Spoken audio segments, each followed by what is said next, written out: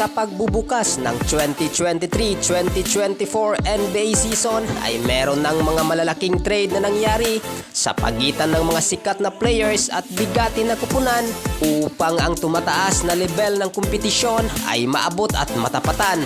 Kaya kanya-kanyang diskarte, hugot at galaw upang makuha ang tamang pyesa na magbibigay sa kanilang kupunan ng karagdagang lakas at puwersa. Kaya halina't ating pag-usapan ang mga big time trade na nangyari ngayong season, kung sila ba ay magtagumpay at magtatagal sa bago nilang tahanan, at ano nga ba ang kaya nilang ibigay upang sa tuktok sila ay maihanay. Kaya ang mga lente ng kamera ngayon halos sa kanila'y nakatutok upang sundan ang bagong yugto ng kanilang karera, kung mamumukadkad nga ba o mabulok. At bago tayo magpatuloy ay meron sana akong hihingi na kunting pabor. Pa-like, share, pa-subscribe po sana mga ka-inspirer. Bradley Beal to Phoenix Suns, ang bagong triangulo ngayon ni Kevin Durant at Devin Booker. Isang banta ngayon kung opensa ang pag-uusapan dahil ang Phoenix Suns ay mapait ang sinapit noong nakaraan nang pakulimlimin sila ng Denver Nuggets sa playoffs at tuluyang pinalubog. Kaya ang lineup na kinakatakutan noong nakaraang season ay pinapaklang ng Nuggets na parang Mane at Chicharon. At ngayong preseason ay nakita at ating nasaksihan na talagang offensive threat ang Phoenix Suns ngayon.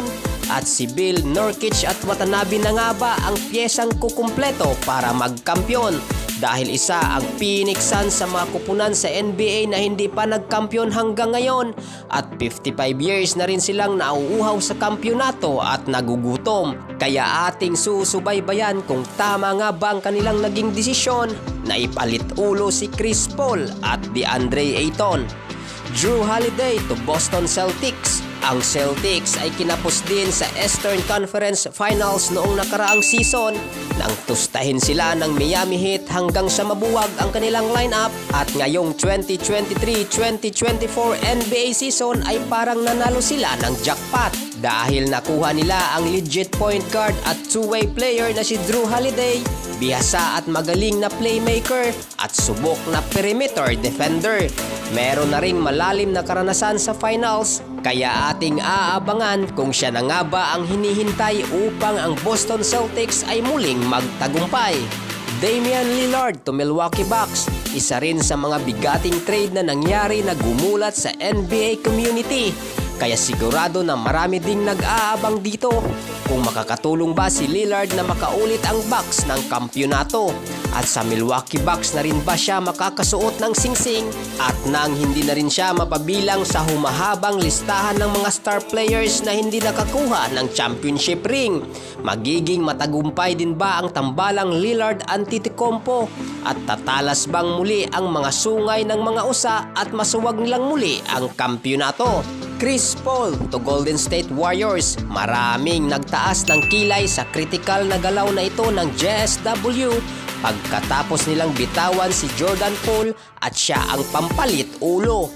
Kaya marami ang hindi sumang-ayon sa trade na ito dahil ang akala ng karamihan ay si Paul ang hahalili kay Stephen Curry kung ito na ay magre-retiro. At bakit daw ang tumatandang Chris Paul ang kanilang kinuha na malapit ng lubugan ng araw sa mundo ng basketball at kahit ni isang singsing wala man lang nakuha. Pero ito na rin ba ang pagkakataon ni Chris Paul upang makasuot ng championship ring, at isa ba siya na makakatulong sa Warriors na masuot ang kanilang ikalimang singsing? Ito rin ang isa sa mga katanungan na ating patuloy na tututukan, kung kaya pa bang mangatay ng JSW at masungkit ang ikalimang kampyonato.